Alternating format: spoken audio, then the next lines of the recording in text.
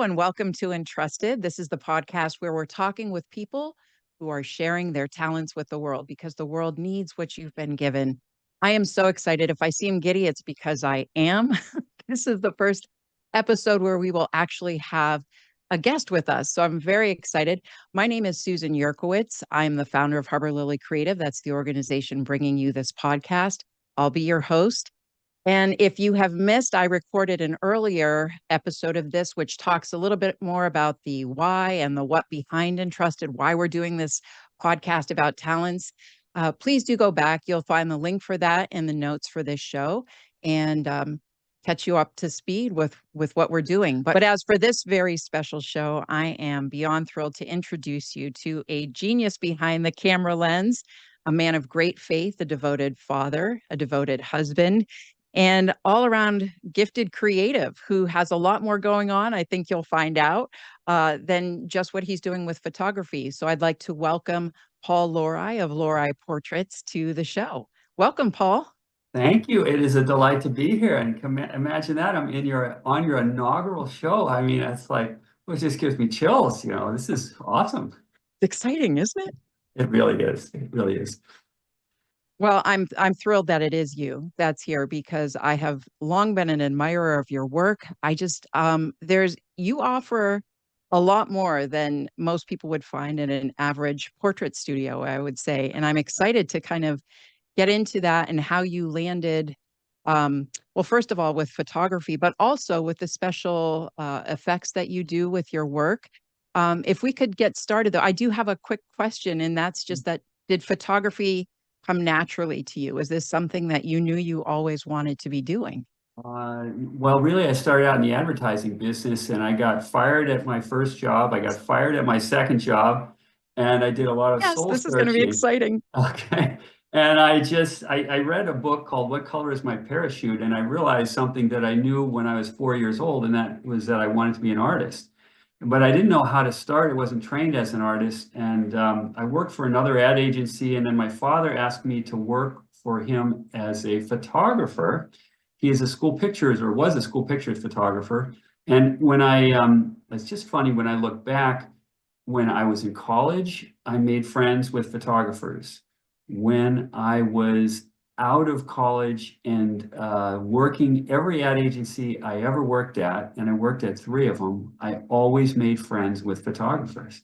So I didn't even realize I was circling it until, I started working for my dad, and I'm doing school pictures photography, which is the most grueling it's almost the same every time. It's be like flipping McDonald's burgers like over and over and over again. It's just so hard. But I learned a lot, and it was my intro, and it was my kind of like venue into the business. My goal was to write the great American novel. So I worked for my father for 4 years, and I decided to go back and finish up a master's degree in English. And when I was in grad school, we had 2 kids, and soon we had 4. And we were making $8,000 a year, and we had a mortgage and we had college payments. And I just went to the PR office one day with a portfolio of some images that I did. And for some reason, they gave me an assignment.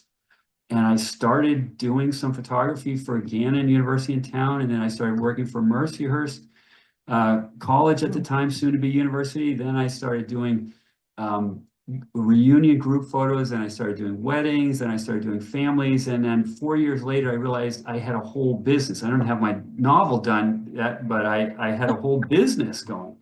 And so 35 years later, here I am still standing. So that was the entry in. That is incredible. That is incredible. So did somebody have to train you how to do photography? Like you worked with your dad. Was he your mentor? Well, I certainly learned a lot working for my father, but I have to say photography is one of the strangest vocations of them all, because I know many professional photographers, and so many of the very most successful and talented photographers I know were not trained in photography. They came at it from another from another area of study. I met a guy that was a physician. One guy was a chemist. I know a guy that was he was an airline pilot. I've known people just doing a whole variety of different things. It's the kind of thing with an artist, you have to have something just kind of like right in here that's just eating at you. I mean, I look back and I go, why did I get fired for my first two jobs? It's because like I just wanted to do something creative. And if I wasn't doing something creative, I wasn't happy. And Wow. so I wasn't really a good employee, to be honest. I mean, I hate to say it, but I deserve to be fired. I mean, I was probably lucky I didn't get fired for I my find third that hard to job. believe, I Paul. quit. I quit before they got a chance to fire me. I was like, I know what's coming next. You're going to fire me. So, No, yeah. But so, anyways, in answer to your question, so I took countless numbers of seminars, and I read books, and I got books from the library, and I learned from my father, and I learned through trial and error. And the whole thing is, in the photography world, if you can create saleable images and wrap a business around it, then the whole thing kind of comes together.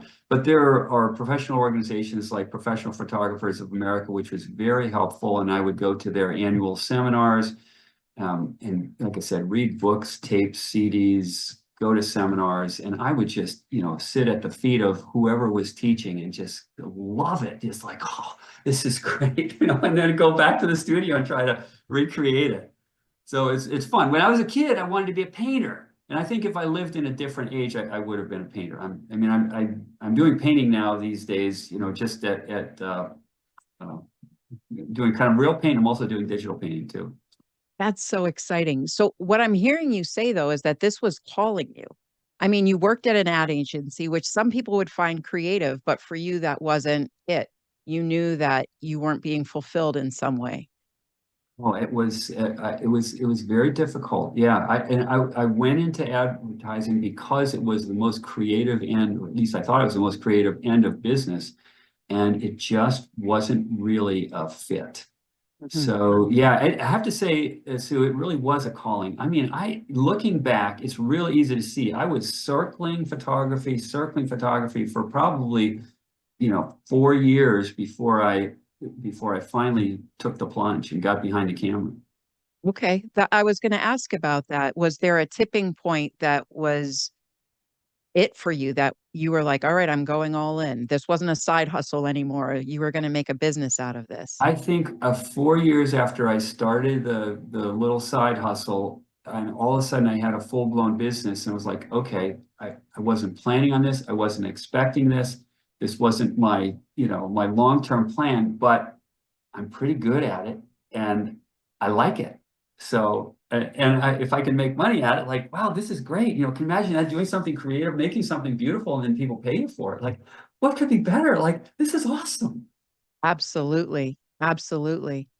So I want to ask, when you realized that this was a talent of yours, did you struggle at all with the confidence behind that, or it was over time that built up for you? I'm thinking in terms of you were able to find a talent that you were able to make a living at. And I'm sure there are people that will be listening, kind of have this thought in their mind, I'd like to do that. I don't know if I'm good enough. I mean, as far as encouraging people to utilize their talent because this is a gift that they've been given, and how can they make the world better by using their talent? Yeah. That's it. That's kind of the magic That's a mix really, right there. Yeah. that's such a good question. I think so many of us, it's almost everybody I've ever met, but especially creatives, we're all filled with self-doubt. We don't think we're good enough. We're not either smart enough, or we don't have the right pedigree, or didn't come from the right zip code, or whatever it's somehow just not enough. And then you also have this imposter syndrome where one thinks, oh my gosh, like, why would you buy from me? It's like, I'm not, how could that be that you would even consider me? But then the big advantage I had was that I had three mouths to feed, and then soon five. And so it's like, okay, either you make money at this and you make saleable images, or you've got to find another way to make money. And so it was, necessity is the mother of invention in my case. So I think it's That's tough great. to jump in the water. You know, the water is like, wow, I don't know if I'm good enough. I don't know if I'm good enough. I think if somebody's standing on the sidelines, you just go, if there's not a necessity, I think it is harder to just jump in the pool and swim. But it's like, that was the only, can I tell you one story? Please do. I'm in grad school. I come back home one day. My wife's got two little kids, pregnant with a third child. We had we ran out of money, and she said, "I don't have enough money to pay the electric bill." And I said, "Real?" I said, "Did you look around the house? Did you look for any change? Is there anything else?" And she goes, "No." He goes, "We are like, I mean, I might be able to scrape together $25." So I said, "Okay." And the electric bill wasn't that much. I think it was like $36. So I did something I always said I would do if I really got desperate.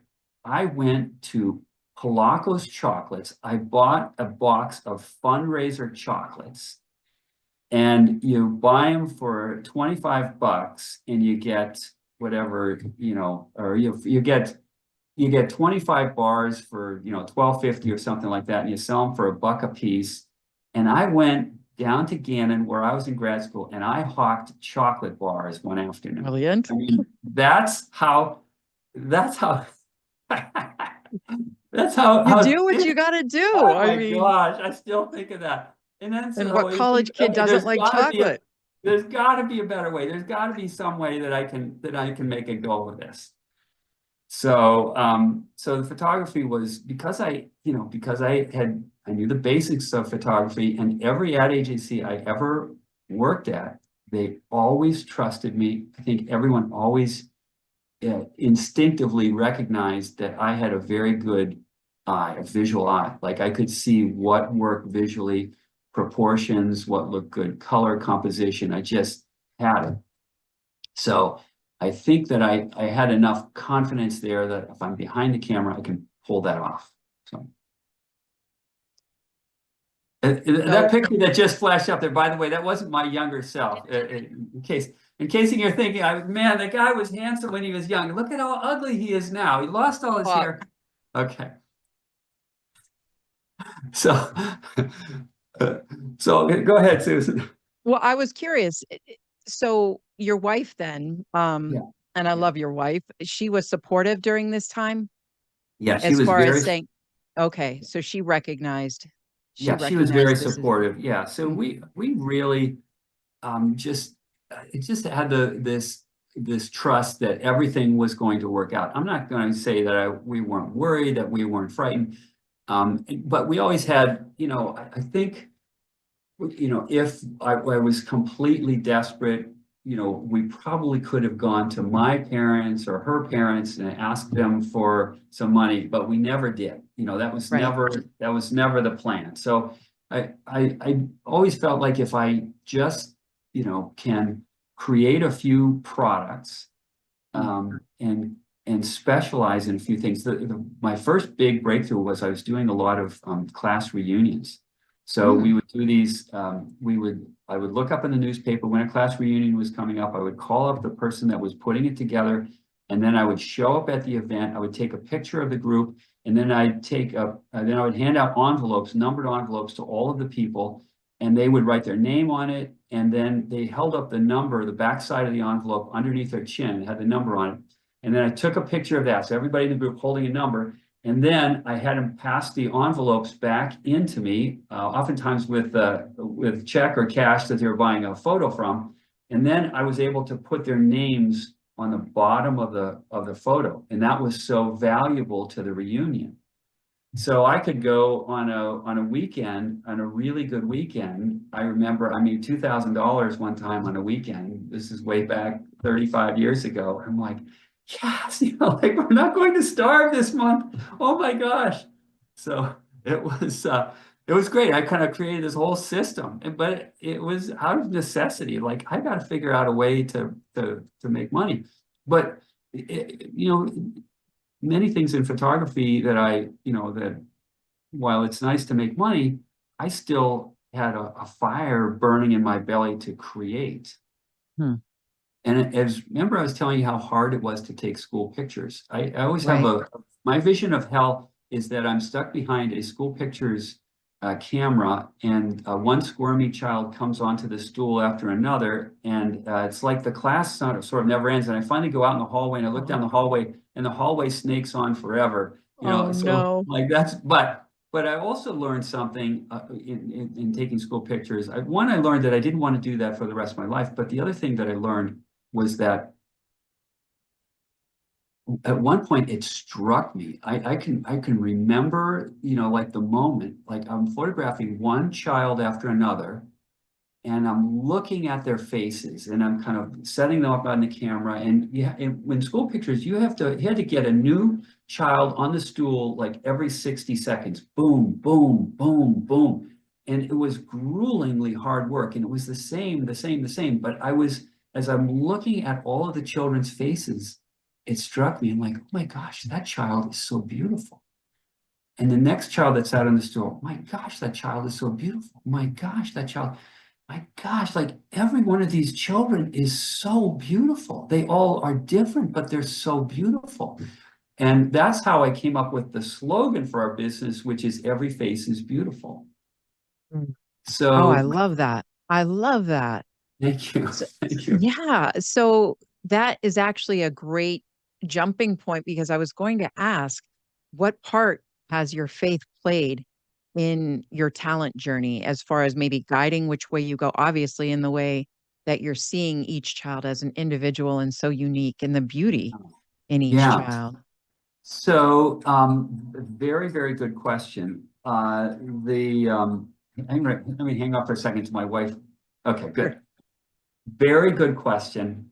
Um, I remember, when I would photograph uh, class reunions or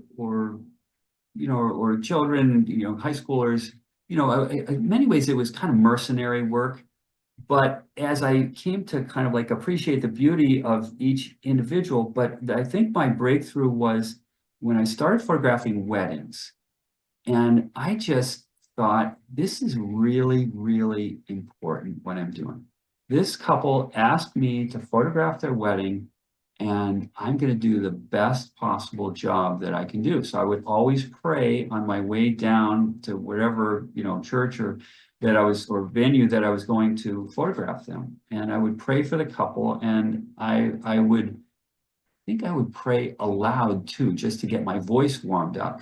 But I took it as very much as a vocation. Like this is like I always looked at my job in a wedding and is like, okay, the flowers could be wilty, the food could be a little bit cold or not just right. There could be something wrong with the hall, but if the pictures are wrong, they're wrong forever.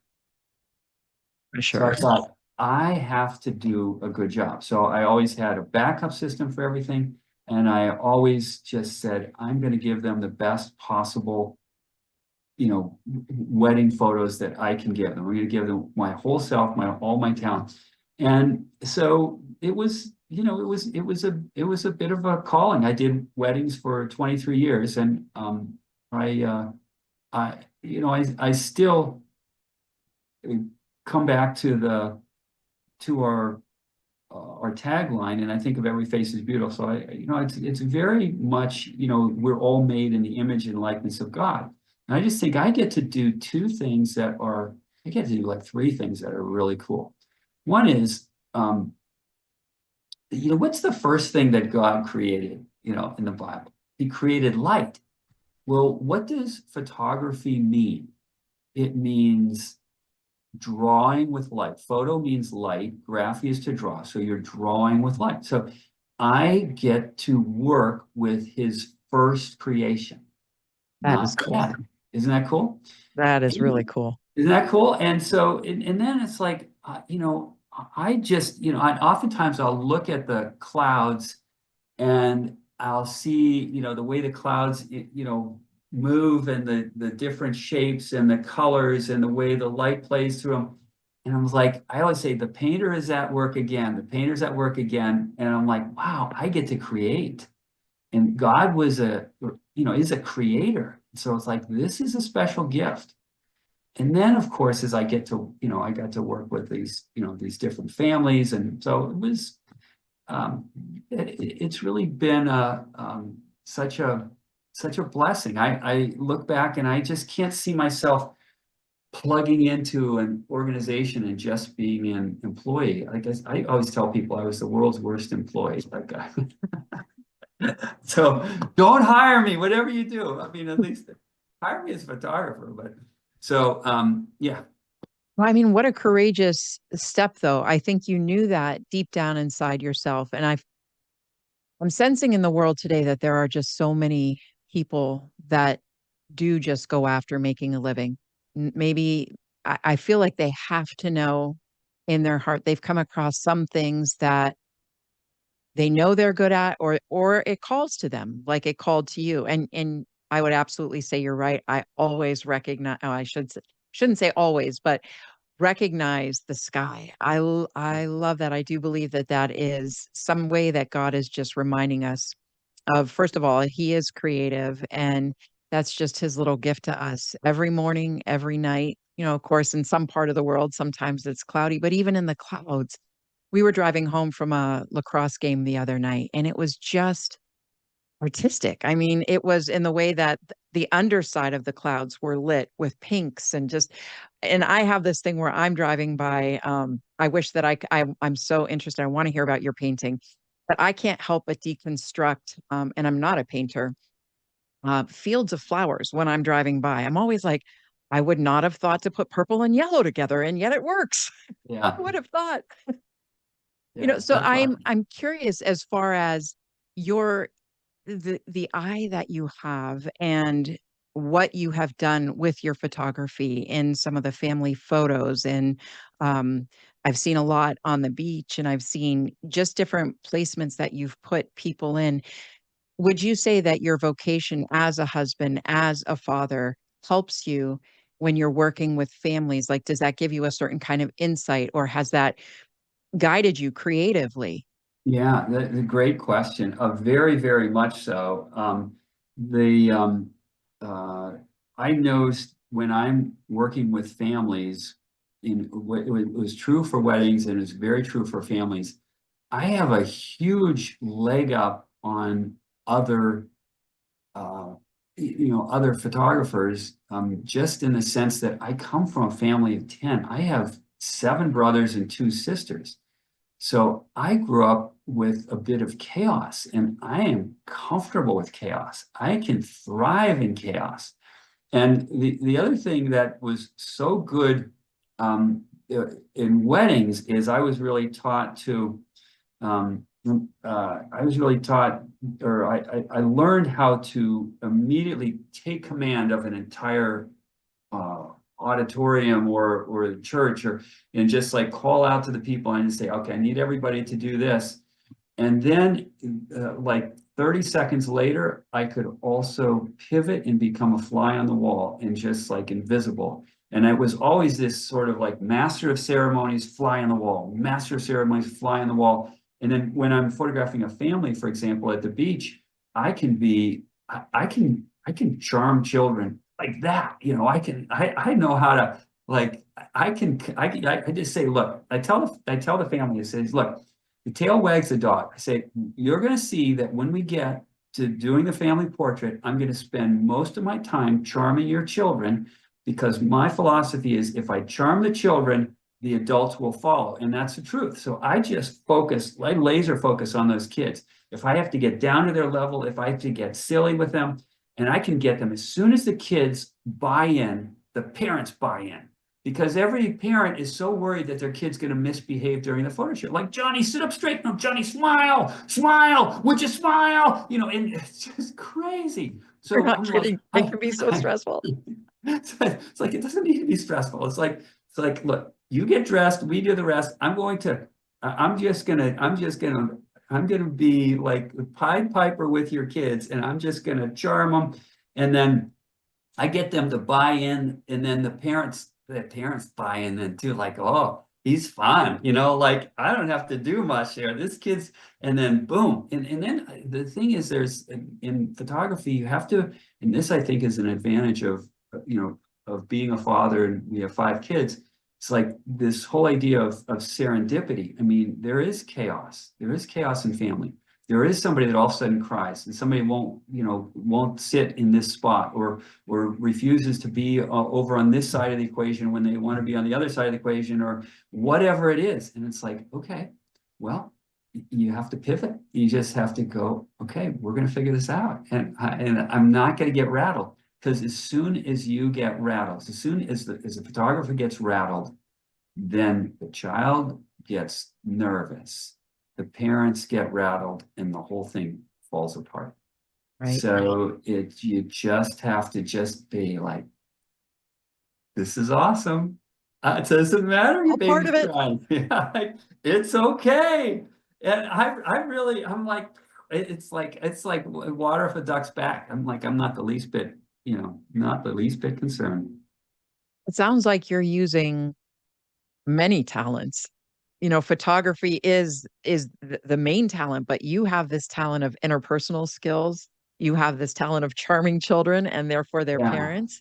I yeah. mean, Well, no, absolutely. So look, to run a business, one needs to be able to, what's the common phrase they say, like emotionally mature or something like that, or there's a common phrase, I can't think of it right off, is you have to be able to read where people are very quickly, and to understand, are they, you know, do they want to be here, do they not want to be here, are they being kind of stoic, are they, you know, are they silly already, you know. And so, and then you have to you know, dive in, and you know, so, and you have to have those people skills to be able to do what you need to do behind the camera. So the camera, and you know, and lighting and posing and everything is, I don't know, and you know, it's like whatever, 30% of the whole, you know, 20-30% of the whole shooting match. There's a lot of components that go to it. So right, right. yeah, So can I yeah, ask, what are you most yeah. excited about in your photography these days? Wow, very interesting. So, about, you know, I love photography, but like I said, if you know, if I lived life over again, I very much think I would. If I lived in a different age, I would have been a painter. I'm convinced of it. But I live in this age, so like I always liked photography, but I always felt kind of like a little bit hemmed in by it, because if I get a chance to go to a museum, say Cleveland Museum of Art is an awesome museum, and I go up there probably about once a year. Um, I, you know, let's say there's a photography exhibit and there's a painting exhibit. 9 times out of 10, I will go right for the painting. So I know it seems counterintuitive, but to my mind, I look at painters and I'm like, okay, painters have been at this for what, 2,500 years? Photography has only been around for 150 years, or whatever the math is. So 175 years. So I think it's like 150 years. So I feel like they worked everything out. So everything I need to know about lighting, composition, color, harmony, expression, it's like they already worked it out, and they're in many ways more advanced. So it's like I go study from painters. I'm like, just give me the painting, show me the paint, and that's what I look for. And so I look at what they do, and it's like that's who I learn from. That's who I sit at their feet. So it's like Fascinating. I admire photographers. I learn from photographers, but if I'm going to study from somebody, if I'm going to study somebody that's really great. Now there's a couple exceptions in photography that I will stop everything, but for the most part, painters. I mean, great painters. Now, aren't you doing something where you're blending your love of Yes, painting with your yes, photography? yes. So about 20 years ago, we started doing some digital painting, which I was just so excited about, because now it's last. I'm a little bit less hemmed in, and I can start to do something that's a little bit more creative, and I can blend things and make it a little more painterly. And then in very recently, So we're kind of doing these mixed media pieces that are photography, and then there are some AI generated backgrounds like that one Oh, there. that's beautiful. Isn't that beautiful? I just did that Oh, last week. wow. That was nice. That's a straight photograph right there. And there's isn't that lovely? That one, I did that one back in Beautiful. 2017. Isn't that beautiful? Mm. So more recently, put up that one.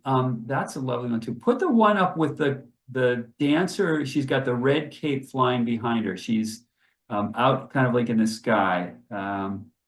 Go back. You know, she's got a big red cape behind her. It should be in that group somewhere.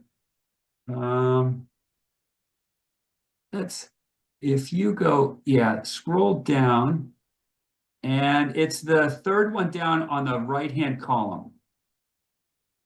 That one. I don't know if you can click on that. Yeah. So Oh, this to yeah. me this is a really nice breakthrough piece that we created about a year ago. And so this is It's phenomenal. photography. Thank you. This photography, this is a bit of AI, and then this is digital painting. And it's like we've managed to weave all three of them together. The girl is very realistic and lifelike. She was photographed in the studio.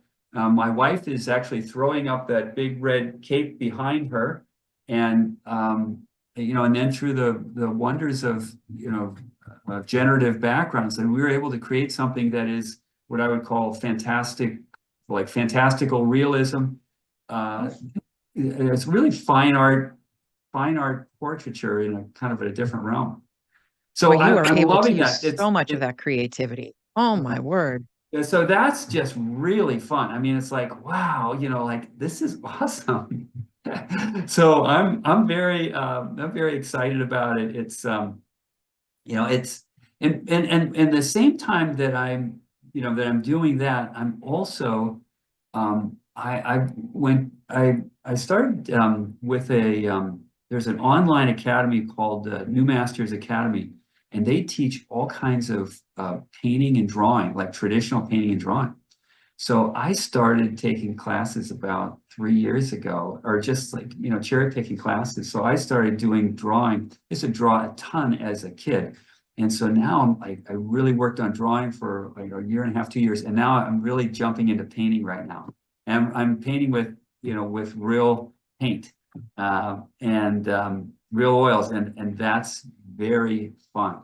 And so then what we're doing, I should say this, with, you know, like with that piece with the girl with the red cape, what we're doing now is we're adding brush strokes, and we're adding texture to the surface of pieces. So Oh, wow. it's just it's so much fun. And I always think I keep sort of like changing a little bit what I do, and I always wonder, you know, what my clients think of me, like, well, I thought he was a headshot photographer. I thought he was a senior photographer, and but you know, and I thought he was a wedding photographer. It's kind of like I keep changing my hats, and I don't know if I like confuse the marketplace, but I'm just having fun. No, what's cool about that though, you're leaning into where your interests are. And that's taking you to a place of being novel in an industry that so much of it could be the same. But I believe it's causing you to stand out. You're pushing the limits more by following your interest in painting, by following something that's been in you in the same way that you were drawn more toward a creative field and you went in that direction. And now within that field, you're still being drawn more toward painting. And that's something that you've said you've always been Yeah, interested in. I love yeah, that. forever. I mean, that when I was like 8 years old, I thought I'm going to be a painter. And then, you know, when you grow up in a family of 10, and it's like, what's the adjective they always put in front of artist? I don't want Starving. to say, I was going to say crazy. So it's Yeah. like, I don't 'Cause want to be that's, a starving artist. When they ask me, you know, what do you want to study in college? You know, it's like, oh, I don't know. So can I tell you one story? please Uh, do. so so when I was in high school, and you know how they take those aptitude tests, and where you find out your interests, and they'll ask you, you know, would you rather like tie, you know, sticks in bundles or clean bedpans? You know, would you rather, you know, I don't know, shovel the walk or, make phone calls, like, I'm reading through this thing, I'm like, this is the dumbest test of all time. I'm like, I don't want to do any of these things. I think this is awful. I'm like, but I know what I want to do, so this is when I'm 17, my goal is a little bit different. So anyways, I'm sitting there across from the guidance counselor, Father Cruz, and he says to me, Paul, you seem like a bright young man, but tell me, is anything wrong at home? I said, no. He said, you didn't break up with a girlfriend or something. I'm like, Oh, no. no. And I'm like, oh, what is Father? He goes, well, I just, I just checking. So he says, well, I think I've got the career for you. And I said, really? And he said, yeah. And he's looking at a sheet and he's got his finger on a particular career. He said, I think you should be a funeral home director. I almost died, like, a funeral home director. My tail, sinks between my legs. And I'm like, oh my gosh, like, I don't want to be a funeral home director. I mean, nothing against funeral home directors. I have they're my friends. But it's like, oh no. And then I leave the room and I'm thinking, maybe it's my destiny. I will become a funeral home director. So anyways, when he was saying that, when he's saying, I know what you should be, I'm thinking in my head, go ahead, say it, Father. You think I should be a cartoonist, don't you? Go ahead, say it. Cartoonist. Go ahead. I know what you're going to say. Go ahead, cartoonist. So close. So close. So here I am. I'm not a funeral home director, but neither am I a cartoonist. But Oh, so that's great. That yeah, is great. yeah. Well, you had mentioned before about you also wanted to write a novel. I know that you've Yes. dabbled in that a little bit. Do you mind talking Yes. about that? Sure. So when, before I got married, this is like, I was just a year or two out of college. I I read a few novels that just really knocked my socks off. And one of them was A Separate Peace by John Knowles, which is such a great novel. And I thought, this is fabulous. And then I read another one like a year or two later, A Confederacy of Dunces by John Kennedy Toole. And I thought, wow, that is a fabulous novel. I want to be a writer. I want to be a novelist. That's what I want to be. I want to be a novelist. I want to be a writer. So anyways, get married, have kids, and I had started on a master's in English down in Tyler, Texas, about halfway through, and that's when I kind of made a pivot, moved back north to Erie, took a job with my father, and I was only halfway through the program. Worked for my father for 4 years. He wanted me to take over the school pictures business, but I just didn't want to be behind the school pictures camera. He asked me every which way to take over the business. I just said, Dad, I just can't do it. You let him know that that felt like your piece of hell. Yeah, well, I don't know if I told him that story. So anyways, I read novels right and left, and after 4 years, I thought, okay, this is my chance. They have a teaching assistant program down again. I'm going to apply for it, and I got the teaching assistantship, and so that meant I could go to grad school for free and get a stipend. But going to school for free and getting a stipend of $8,000 a year with a mortgage and college payments and just food and utilities, like, it's just like the math doesn't work. So but anyways, that was my big opportunity, and I thought, this is going to be the path. I'm going to, I'll be a novelist. But once you get realistic about writing novels, you just go, man, there's very, very few people in the whole country that are actually making a living as a novelist. So, but anyways, I started writing then, and I used to tell my children bedtime stories every night. I used to tell them Jimmy Wiggle stories, and the story always started the same. One day Jimmy Wiggle came home from school. It was a day like any other day, but somehow different. And then he would go out into his backyard, and there he would encounter the nefarious Professor Wolfman. And Professor Wolfman was this erudite, brilliant wolf who stood upright and wore a burgundy dinner jacket, and he would always be out to best Jimmy, but Jimmy, by the end of the little story, the bedtime story, would always outdo them. And the kids loved it. And so I thought, I've got to write the ultimate Jimmy Wiggle story. That's what I've got to do. So I set about to write it, and it was just going to be a short story. And as I was writing it, I saw different scenes are coming into my head, and I'm thinking, oh, this is good. And I wrote it for a couple of years, and then probably 2, 3, 4 years, and I made some good progress. But I realized it was more than a short story. It was a novella. And then I realized, no, it's not a novella. It's a full children's novel. And then just life happened. Like, kids are growing up. We end up with 5 kids.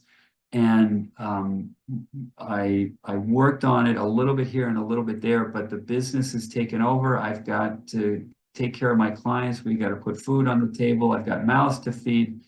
And I let it sit for a number of years, and then I called up my good friend Greg Schleter, and I said, "Hey, I've got this novel I'm working on. I just want to read it to your family." So I did a reading at their house, and it wasn't done, but they, loved it. This is like whatever, 12 or 13 or 14 years later. You could talk to any of those kids, ask them about Jimmy Wiggle and Professor Wolfman and Lugger's Delight, the soft drink that they drank. They'll or Goggle Rays. They'll tell you all about it. So it was so gratifying to me. Like, oh, I really do have a story here. This is a good story. But then life happened again, and I'm getting kids through college, and meanwhile, Greg Schleter is calling me every 6, 8 months. He's, "Paul, is that novel done yet?" Greg, I'm working on it a little bit here and there, but gosh, but he didn't give up. "Paul, how's Jimmy Wiggle coming? How's Jimmy Wiggle? Paul, how's Jimmy Wiggle?" So I really made a very concerted effort, especially these last 2 years. So I really finished the whole manuscript. I've got a whole manuscript, and I've got it out to a couple people to read right now, and I'm getting feedback. But now I'm exploring the whole publishing universe, and discovering how difficult it is. Yeah. And I just thinking, okay, how can I navigate this? That's what I'm working on right now, in addition to running a business and doing painting and reading and all this. So, but anyways, I think it's a good story. Who knows? You ran it by kids and they love it. Is it a children's story, or you think adults would love it too? It's middle grade fiction. Yeah, so it's like fantastical realism. Right. Essentially, yeah. So essentially, there's missing children from a neighborhood. There's a mysterious boy that shows up one day in Jimmy's backyard. And through a series of events, they have this football that ends up getting lost in the woods. Jimmy gets in the woods and realizes that the woods are far, far deeper than he ever imagined. There's just a handful of trees, but these woods just go on forever. And eventually he gets captured. He encounters the nefarious Professor Wolfman. And Professor Wolfman has this incredible underground complex with tunnels that go all over the world. And I don't want to give away too much, but he also, I love this. He also, he's a megalomaniac, and he's, hoping to, in various ways, take over the world, but he's ultimately responsible for these, we find out a little bit later, these missing children. So anyways, it's at its core, it's a wolf story, but it's also a story about a boy who is the working title right now is The Great Almoster. And Jimmy is a boy that he almost wins, but he doesn't. He almost succeeds, but he doesn't. He almost does this, but he doesn't. So he's the Great Almoster. So anyways, I think it's a fun story. I think the characters are lively and engaging and very I think they're delightful, and the closest thing that I could compare it to would be a Roald Dahl novel, say Charlie and the Chocolate Factory, or the Big Friendly Giant, or Matilda, or one of those. Yeah. Well, you'll have to keep us posted. Okay. And when it's released, we want to hear all about it. Okay. Can't wait to tell you.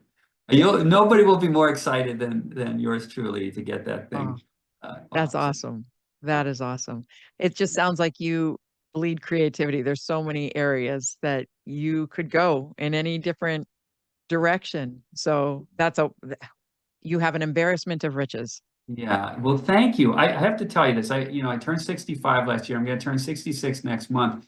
And so many of my classmates and peers have retired. And I'm still working and I'm still working full time. And I always ask them, I say, tell me, how's that retirement going? And I get one of two answers. One is either, I love it. Best thing I ever did in my life. I'd recommend it for everybody. And the second answer is, well, I'm still kind of working on that. And I'm just thinking, maybe I should go back and work for part-time a little bit. I'm driving my wife crazy and they just don't know what to do with themselves.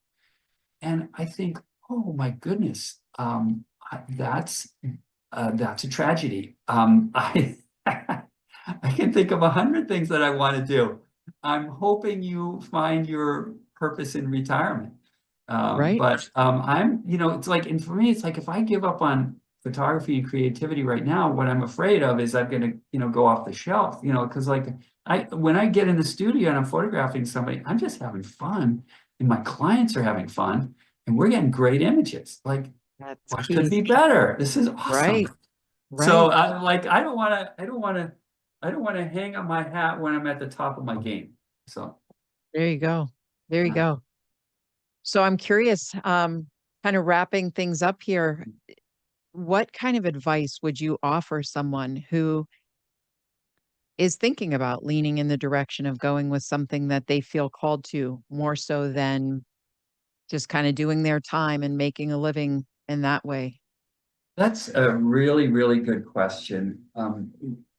Being an artist is a faith walk in the sense that you step out into the void. You don't know. You don't have a paycheck that comes every week or every month. You don't have residuals. You are for lack of a better term, you're like a lion and you're hungry. Not to say that I'm eating my clients, but it's like you're looking for a meal, that you live off for a while and then you go to the next one. So it's a very uneven way to go about life. I mean, of course, there are photographers that are fabulously wealthy, but most of them struggle. So I think the calling of the artist is really a faith walk. It's kind of like you are you are stepping out into the void. I'm going to do this. You are stepping out into the void, and every time you step, it's like God's fingertips, come up, underneath you, and Ah, and that's how you survive. Because like this has happened like year after year. I always have like slow times of a year. I'm like, oh my gosh, my clients all hate me. The phone's not ringing. We're gonna go under. And it's like no. And then something happened. I mean, something like that just happened today. But it's like, oh my goodness. So he's it so is like faithful. you He's so have to faithful. you really have to just trust, and it's very hard. But my goodness, if you really have a calling Mhm. to be an artist, I would just say lean into it and don't don't count the cost. And what I mean by that is, I mean, of course, you have to take into consideration your economics, and I don't mean to spend all your money. I just mean like carve out some time, do this thing that really moves you and moves your heart and fills you, and just keep going kind of like one step at a time, because it's kind of like you're driving through the fog, and as you're going through the fog you start to see new vistas that you couldn't see because if you stop you never see that vista.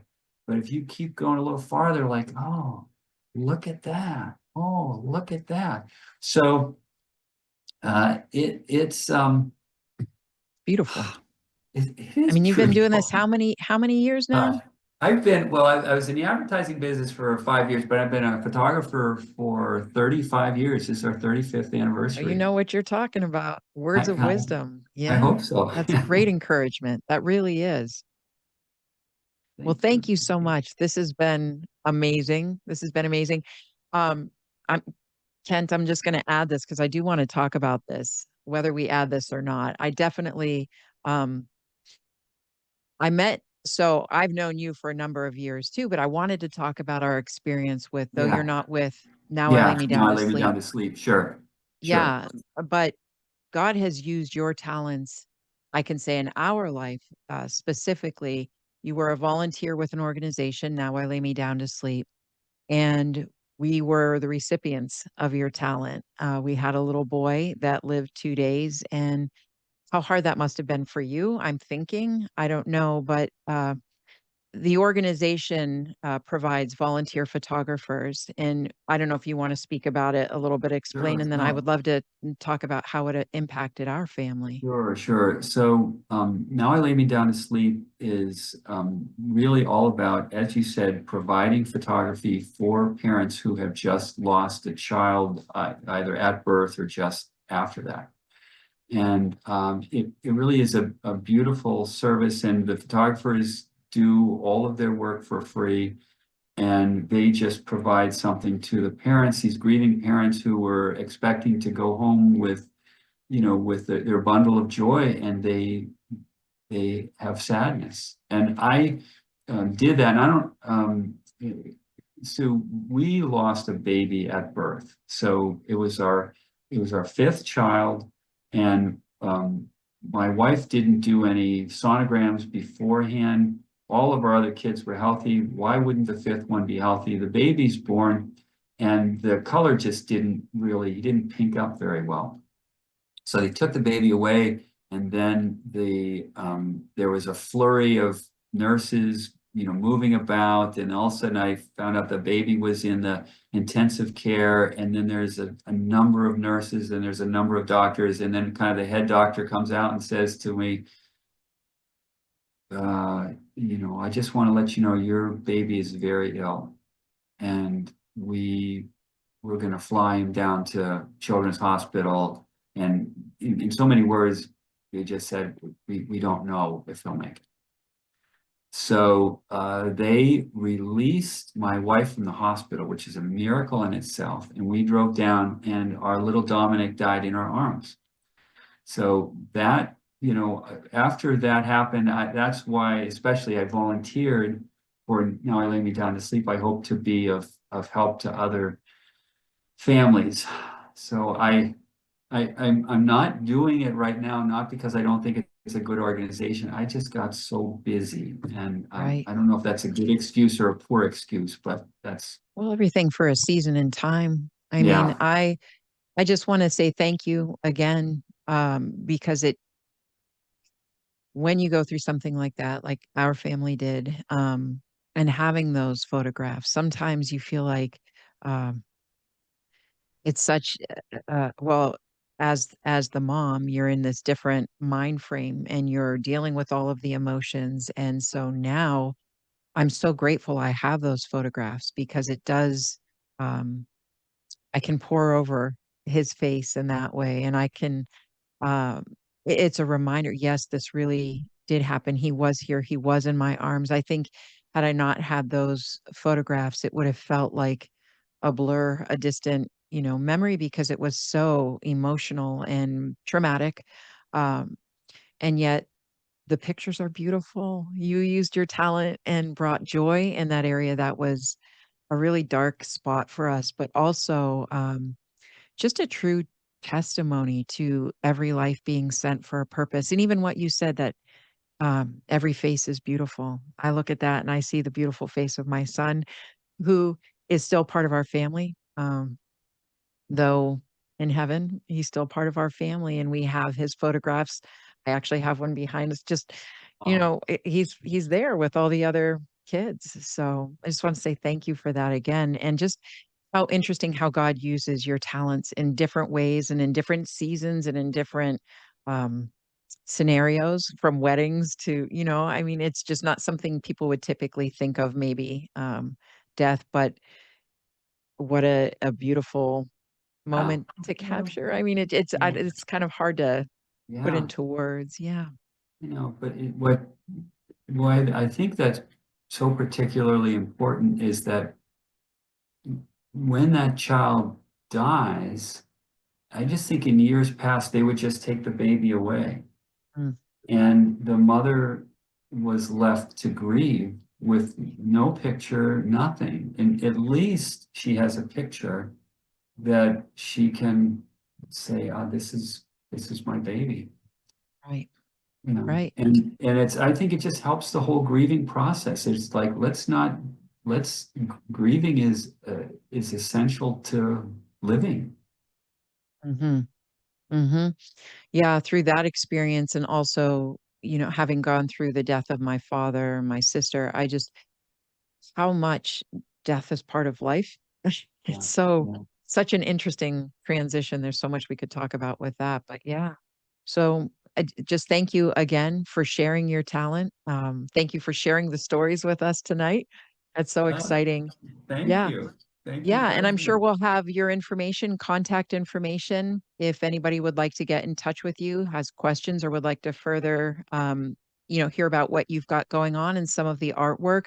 I'm curious, do you work with anybody that's not local? Have you had people that you could, I don't know, like I'm thinking about touching up their photographs in a sense, like with the AI work, are there things that you could do if they're not local? Oh, absolutely. Because of what we're able to do creatively now, I have so many more tools in my tool chest that I didn't have. So I just need to see the portrait or see what you've got. Mm, But yeah, there's so many more things I can do. So wonderful. yes, we would love to work with somebody long distance, absolutely. Okay, perfect. Well, thank you so much. This has been a wonderful first guest episode. Oh, Yay. thank you, thank you. Thank you. What a delight. I'm thrilled. That's Oh, awesome. thank you. Well, thank you everybody for joining us on Entrusted, the podcast where we're talking with people who are putting their talents in the world, sharing them for the good of the world. We do hope that you will tune in again. And I'm just so grateful. I'm grateful for your time, Paul. And I'm just grateful for the audience tonight. This has been really wonderful.